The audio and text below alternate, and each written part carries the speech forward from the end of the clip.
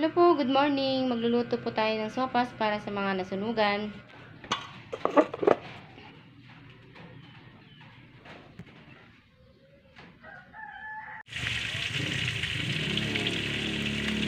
Umpisa na po tayo magluto. Oras na po.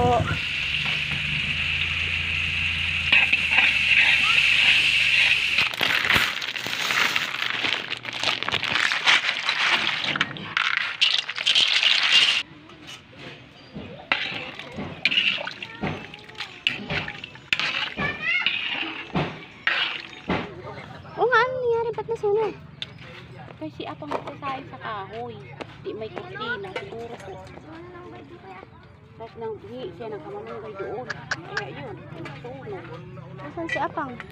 Doon sa barangay doon. Doon siya na ano. Wala, ang daming damit na sunog. Wala sila nailigtas? Yun sa bayaw ko wala. Talaga.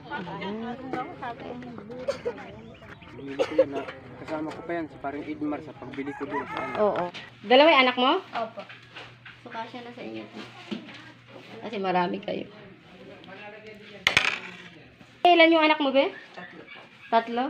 Tatlong po?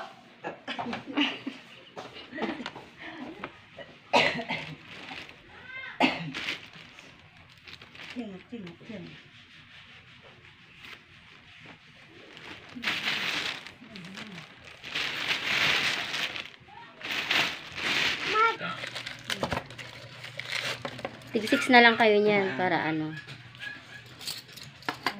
Salamat. Yes, ang buhay ay hindi. Okay?